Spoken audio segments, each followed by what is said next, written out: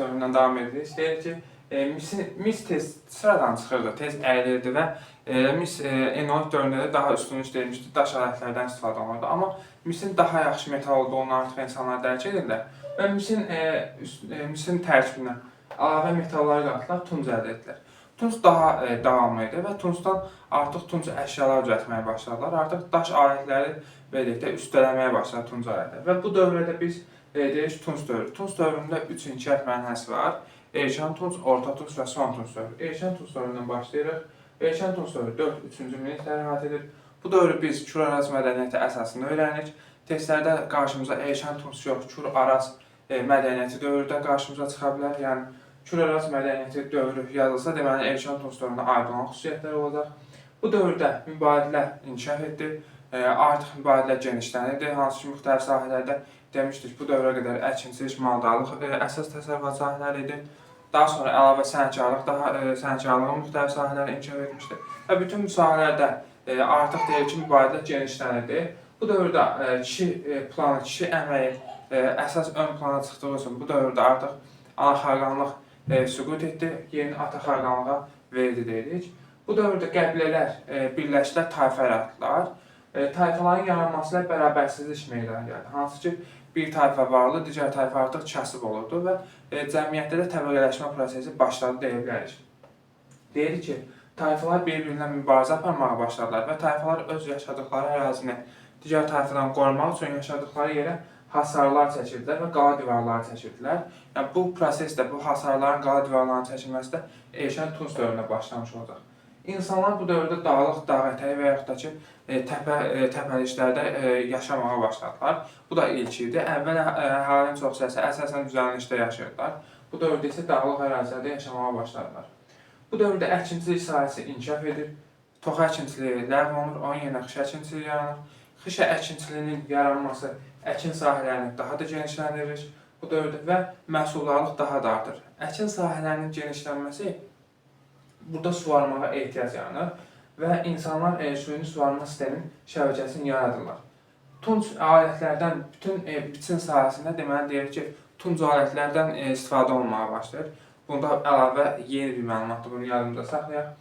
Maldarlıq sahəsinə baxanda deyir ki, bu dövrdə yeni növ artıq heyvanların əhəlləşdirilmişdir.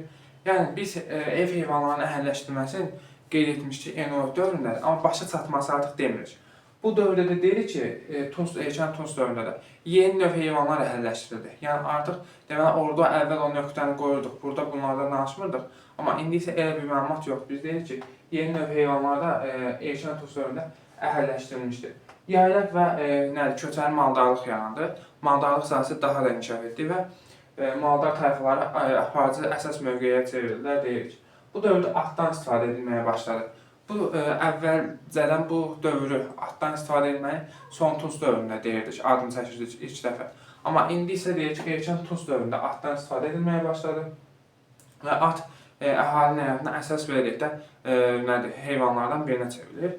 Bu dövrdə əmək bölgüsü başlayır, birinci ictimai əmək bölgüsü. Əkinçilik və maldarlıq bir-birindən ayrılır. Əkinçiliklə məşğul olanlar ayrı, maldarlıqla məşğul olanlar ayrı yaşamağa başlayırlar. Bu dövrdə əkinçilik maldarlığın bir-birindən ayrılması əhali arasında əmlak bərabərsizliyini də artırır. Maldar tayfalar zənginləşməyə başlayır və bir maldar tayfası digər maldar tayfasına münaqişə etməyə başlayırlar. Qeyd etmişdik, qala hasar çəkirdilər ətraflarına və beləliklə cəmiyyətin tərkibində deyir ki, bərabərsizlik daha da genişlənir. Bu dövrdə sənətkarlıq yenə inkişaf edir. Hansı ki, neolit dövründən sənətkarlıq yaranmağa başladı. Daha sonra eneolit dövründə demişdik, daha da inkişaf etmişdir. Bu dövrdə də inkişaf edir. Duluzçuluq sahəsi bu dövrdə yenə inkişaf edir və metallaşma sahəsi də birlikdə inkişaf edir. Yəni, hər dövr keçdikcə bu sahələrdə müəyyən inkişaflar baş verir. Dini inanclara gəldikdə bu dövrdə, eneolit dövründə insanları evlərin içində basdırırlarsa, artıq bu ləğv olunacaq. Birazdan deyəcəm bunu. Bu dövrdə erkən tunc dövründə deyir ki, ibadət evləri tikilir. Hansı ki, Sərkərtəpədə, Xaçmazda, Qazaxda Baba Dərviş, Naxçıvanda isə 1-ci Gültəpə. Eyni zamanda əvvəllər insanları evlərin içində basırlar. Artıq bu dövrdə bu ləğv olunur və çurqan qəbirlər meydana gəlir. Deyir ki, insanlar artıq çurqan qəbirlərdə basdırmağa başlayırlar erkən tunc dövründə. Orta Tunc dövrü 3 ikinci minillikləri əhatə edir. Bərabərsizlik daha da artır. Böyük tayfa ittifaqları yaranır. Tayfanın yaranması erkən Tunc idi, tayfa ittifaqlarının yaranması hansı ki Orta Tunc dövründə deyilir. Bu tayfa ittifaqları yaxın şərqlə sıx əlaqələr yaradırdılar. Xüsusilə ikisi arasında mövcud olan şəhərlər və yaxud da şəhər dövlətlərindən. Və onun üçün Azərbaycanda biz daha sonra deyirik ki, ilk dövlətlərimiz, ilk dövlət qurumlarımız Azərbaycanın cənubunda yaranıb, şimalında daha gec yaranmışdır. Bu ərazilərimiz, tayfa ittifaqlarımız hansı ki şərqlə əlaqələr yaradırlar və həmin şəhərlərlə münasibətlər, mal mübadiləsi edirlər. Bunun nəticəsində Azərbaycan cənubunda bir inkişaf baş verir və Azərbaycan cənubunda hansı ki şəhər mərkəzləri yaranır. Deyir ki, Urmiyada Göytəpə yaranmışdır. Daha sonra Naxçıvanda Oğlanqalanla 2-ci Kültəpə, Qarabağda Üzərliş təpəni qeyd edilir. Bunlar Azərbaycanda yaranan ilk şəhər mərkəzləri idi. Bu dövrdə maldarlıq hansı ki Orta Tunc dövründə inkişaf edir.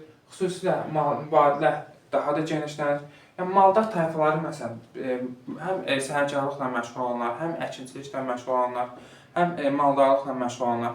Yəni mübadilə nədir? Məsələn biri maldarlıqla məşğul olurdu, biri bir tayfa əkinçiliklə. Maldarlıqla məşğul olan tayfa apardı, tutaq ki 10 dənə qoyun verirdi əkinçiliklə məşğul olan tayfaya.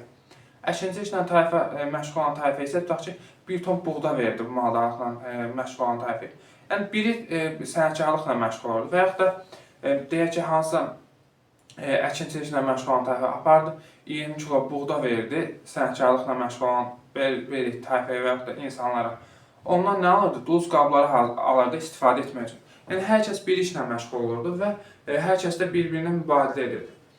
Bunu yadımızda saxlayaq ümumi olaraq. Deyək ki, maldarlıq inkişaf etdi, atçılıqdan da bu dövrdə geniş şəkildə istifadə edilmişdi. Demişdi ki, atçılıqdan istifadə edilməyə başlamışdı erkən Tunc dövründə. Əkinçilik də bu dövrdə inkişaf edir, dəmiyə əkinçiliyi yaranır. Dəmiyə əkinçiliyi nədir? Dağlıq ərazilərdə olan əkinçilikdir, hansı ki, suvarmaya ehtiyac olmur. Suvarmaya ehtiyac olmayan əkinçilik dəmiyə əkinçiliyidir. Eyni zamanda digər əkinçilik, yəni düzəlmişdə olan əkinçilik də geniş yayılmışdır. Yəni orada da yaşayan insanlar əkinçiliklə məşğul olurlar. Amma biz deyirik ki, erkən Tunc dövründə deyirik ki, insanlar artıq dağlıq ərazilərdə məskunlaşmağa başladılar. Orta Tunc dövründə isə bu daha da genişlənir. Və genişlənməsi nəticəsində burada Orta Tunc dövründə yaşayan insanlar dəmiyə əkinçiliyi ilə məşğul olmağa başlayırlar. Daha sonra yeni təsərrüfat sahələri yaranır bu dövrdə Orta Tunc dövründə. Bağçılıq, bostançılıq, üzümçülük, şərabçılıq kimi təsərrüfat sahələrinin adlarını çəkilir. Duluzçuluq bu dövrdə inkişaf edir. Hansı ki, bu dövrdə duluz sarxından geniş istifadə olunurdu. Bu dövr ibtidai incəsənətin, qədim ibtidai incəsənətin səslənmə mərhələsi adlanır. Bu dövr, yəni Orta Tunc dövrü qədim ibtidai incəsənətin səslənmə mərhələsi adlanır. Hansı ki, qədim ibtidai incəsənət yaranmışdır Paleolit dövrünün ilk mərhələsində. Mezolit dövrünə demişdik, daha da inkişaf edir. Və bir də adım çəkirik. Burada deyirik ki, qədim ibtidai incəsənətin səslənmə mərhələsi adlanır Orta Tunc dövrü. Bu dövrdə deyirik ki, boyalı qablar mədəniyyəti dövrü deyilir. Duluz qabların xüsusi formada artıq istehsal etməyə başlamışlar. Hansı duluz qablarını rəngləyirdilər və müxtəlif naxışlar vururdular onun üzərinə. Və bu dövrə aid duluz qabların mürəkkəbliyi əvvəlki dövrlərindən kəskin fərqlənir. Onun üçün bu dövrə boyalı qablar mədəniyyəti dövrü deyirlər. Sənətkarlıq bu dövrdə xüsusilə inkişaf etdi. Hansı ki, deyirik, duluzluğu qeyd etdik ki, duluzluq da sənətkarlığın müəyyən sahələrindən biridir. Bu dövrdə duluzluqla yanaşı sümük işləmə, göm işləmə sahələri daha da inkişaf edir və toxuculuq sahəsi də bu dövrdə yenə inkişaf edir. Yəni, bunların hamısını bir-birlikdə yenə adlarını çəkməyə ehtiyac yoxdur. Neolit dövründən başlayan sənət sahələri vardı, hansı ki, duluzluq, toxuculuq sahələri, metal işləmə, daş işləmə sahələri. Bu sahələr daha sonraki dövrlərdə hər dövrdə inkişaf edir. Yəni, hər dövrdə yeni nəyəsə olacaq. Yəni, testdə düşəndə artıq beləlikdə biz konkretini bilməliyik ki, əgər bu duluzluq neolitdə yaranıbsa, Orta Tuncda və yaxud da Son Tuncda daha da inkişaf edəcək və yaxud da yeniləri yaranacaq. Metallurgiya sahəsində bu dövrdə inkişaf edir. Metallurgiya sahəsinin yaranması dedik ki, nə vaxtda Eneolit dövründə yaranmışdır. Bu dövrdə ikinci əmək bölgüsü baş verir və deyirik ki, bu dövrdə ikinci əmək bölgüsünə əsasən sənətkarlıq digər bütün sahələrdən ayrılır. Sənətkarlıqla məşğul olanlar tamamilə ayrı yaşamağa başlayırlar. Dəmir dövründən davam edir. Son Tunc dəmir dövrü Azərbaycanın eramızdan əvvəlki 1-ci minillikləri əhatə edir və biz bunu birlikdə öyrəndiyimiz üçün bu dövrə Son Tunc erkən dəmir dövrü deyirik. Bu dövrdə memarlıq inkişaf edir, memarlıq sahələri. Əvvəlki dövrdə dediyimiz bütün sahələr yenə inkişaf edir. Daha sonra deyirik ki, bu dövrdə əsas təsərrüfat sahəsi, əsas iş müharibə və hərbi iş olur. Yəni əvvəl deyirdik ki, əkinçilik və maldarlıqdır. Artıq bu dövrdə deyirik ki, son Tunc dövründə əsas iş hərbi iş və yaxud da müharibə işidir.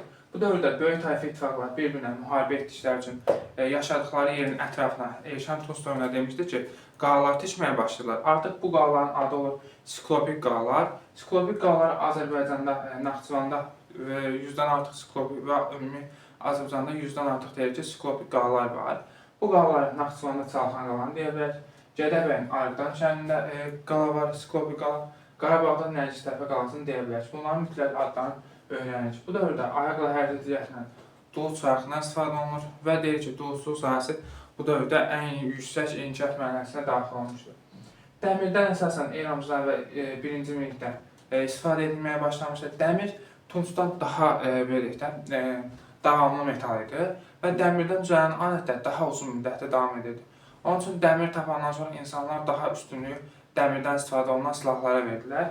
Bu silahlardan Muğamdan Uzuntəpə adlı yaşayış məntəqəsinə dəmir tunc dəstəkli dəmir silahlar tapılmışdı. Yəni dəstək hissəsi tuncu idi, amma əsas hissə isə dəmirdən hazırlanırdı artıq silahlar, çünki daha davamlı silahlar olurdu. Deyir ki, bu dövrdə 3-cü əmək bölgüsü baş verir. Tacirlər sənətkarların içərisindən ayrılır. 3 dənə əmək bölgüsünü deyir ki, 1-ci əmək bölgüsü əkinçilik maldarlıqdan ayrılır, Elşən Tunc. Orta Tuncda sənətkarlıq ayrılır, son Tuncda isə tacirlər ayrılır. Bunu xüsusilə yadınızda saxlayın. Ticarət yox, tacirlər. Ümumiyyətlə artıq ticarətdən söz getmir. Yəni burada ən çox dediyimiz məsələ nədir? Mübadilə. İnsanlar bir-birindən mübadilə edirlər, hansı ki, tayfalar. İbtidai icmanın dağılmasının səbəbləri var. Bərabərsizliyin yüksək şəkildə inkişaf etməsi və yaxud da bərabərsizliyin daha da yüksək şəkildə inkişaf etməsidir. İbtidai icmasının dağılmasının əsas səbəblərindən biri. Deyir ki, yeni tayfa ittifaqları yaranırdı və tayfaların daxilləri təbəqələşmə gedirdi. Yəni artıq ümumiyyətlə cəmiyyətdə təbəqələşmənin getməsi, həmçinin yeni tayfa ittifaqlarının yaranması deyə bilərik ki, nə idi? İcmanın dağılmasının səbəblərindən biridir. Bu dövrdə hansı ki, böyük tayfa ittifaqları bir-birinə müharibə apardı və onların dəfn adətlərində də hansı ki, varlı və kasıb tayfa ittifaqları bir-birindən fərqlənirdi. Bu fərqlilikləri biz Çurqan qəbillərdə görürük. Xocaldan, Qarabağda Xocalda tapılmış Çurqan qəbilimiz var. Bir də Oğuzun Kərimli şəhərindən tapılmış Çurqan qəbilimiz var ki, deyir ki, burada bu fərqlər özünü açıq şəkildə göstərirdi. Daha sonra dərs 3-ə keçirik. Dərs 3 dövlət, erkən tayfa ittifaqları və dövlət qurumları olacaq. Ümumiyyətlə demişdik ki, bizdə əsasən cənubda yaşayan tayfa ittifaqları hansı ki, iki sayı arasında sıx əlaqələri var idi. Bu sıx əlaqələr də onların ictimai-siyasi vəziyyətdə münasibətlərini mənimsədilər və onlar da, bizim tayfalar da özlərini burada dövlət və yaxud da dövlət qurumu yaradacaqlar. Deyirik ki, bizdə ümumiyyətlə bu dövrdə Azərbaycanda yaşayan tayfalardan Naxçıvanda tayfalar vardı. Urmiya Naxçıvan və Qarabağda, Milmuğanda yaşayırdı Naxçıvanda tayfaları.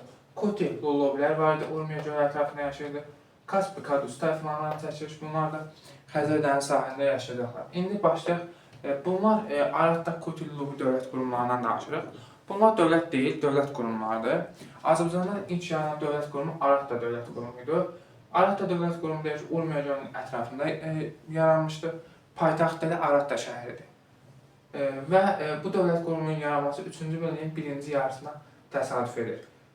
Aratda dövləti haqqında biz ən çox mənbələr Şumer mənbələrindən götürürük. Enmarker və Arat hökmdarı dastanı var ki, Enmarker Uruq şəhərinin hökmdarı olmuşdur. Deyir ki, Uruq şəhərlə Aratda tez-tez bir-birinə ya düşmənçilik edirdi, ya dostluq edirdi. Ümumiyyətlə, Aratda şəhəri ən sıx əlaqə yaratdığı ərazilər Şumer şəhər dövlətləri olmuşdur və bunlardan mal mübadiləsi etmişdi. Deyir ki, Enmarker Enmarker Aratda şəhərini özünə tabi etmək istəyir və məktub göndərir. Arat hökmdarı da cavab verir ki, mən Tanrı tərəfindən görünənlən hökmdaram. Yəni, məni toxuna bilməsiniz, mən sizə tabi ola bilmərəm. Daha sonra deyir ki, bunları Aratda da hökmdar ensi rütbəsi daşıyırdı. Bunlarda hərbi məsələləri məclisdə müzakirə edirdilər. Ağsaqqallar Şurası fəaliyyət göstərirdi. Bunları deyirik. Bunların tanrıları İnanna var idi, bərəkət tanrısı idi, əsas baş tanrısı olunurdu.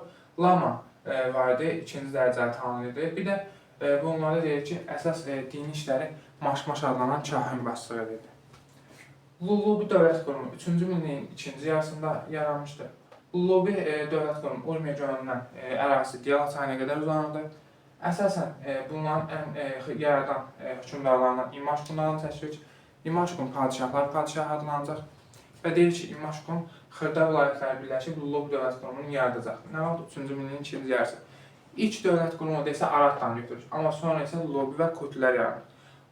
Birinci Lullubi yaranır, yoxsa birinci Kut yaranır, onu öyrənməyə ehtiyac yoxdur. Amma birinci yanan Arat idi, onu yadımıza saxlayırıq.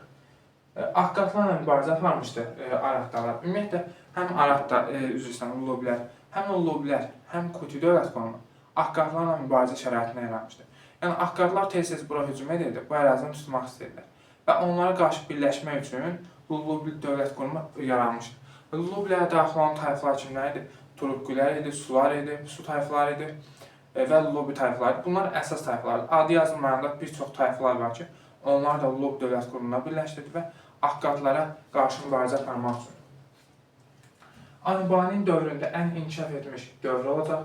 Onu deyir ki, Lullubilər Akkadlarla mübarizə aparırlar, Akkadlara məğlub olmurlar, öz ərazilərini qorumağı bacarırlar. Nə də ki, Akkadları məğlub etdilər deyə bilmək. Amma deyir ki, Lullubi dövlət qurumu Akkadlarla mübarizə aparmışdılar. Anibani ən qüdrətli hökmdarı olacaq. Anibaninin şərəfinə Qələbə abidəsi, Qələbə sütunun deyirik. Qələbə abidəsini əsasən deyirik ki, hansı ki, onun üzərində yazılar Mix yazına yazılmışdır. Çünki Mix yazını, çünki Lullubilər Şumerlə əlaqə saxlayırlar. Şumerlərdə də əsas yazılan Mix olduğu üçün Mix yazıdan istifadə edirdilər.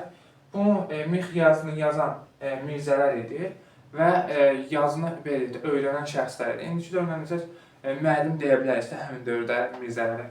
Və eyni zamanda hansı ki, Qələbə abidəni tikəndə məşhur ustalar idi. Yəni deyirik ki, bu Lullubilərdə nələr var idi? Mix yazıdan istifadə edirdilər, çünki Şumerlə sıx əlaqələr vardı. Kutlər deyilədi, Arat dallar deyilədi. Mix yazılar mənimsəmişlər, çünki ən çox Şumerlə əlaqə saxlamışdı bu ərazilər, bu dövlətlər. Daha sonra burada deyir ki, bunların baş tanrısı Anma olacaq. Kuti dövlət qurumu 3-cü minilliyin ikinci yarısında yaranmışdı. Akkad dövlətindən mübarizə şəraitində yaranmışdı Kutilər.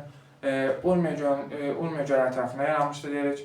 Akkadlarla mübarizə aparmışdı. Daha sonra müxtəlif tayfalar da ittifaqa cəlb edərək Akkadları məğlub edirlər və burada iki sayrası ərazisində bir əsrə qədər öz hakimiyyətlərini qururlar. Burada həmin dövrdə ümumiyyətlə Kut necə olur proses, onu danışaq biraz. Şumer şəhər dövlətləri, hansı ki şəhərləri Kutlərə müraciət edirlər Akkadların zülmündən son qoymaları üçün.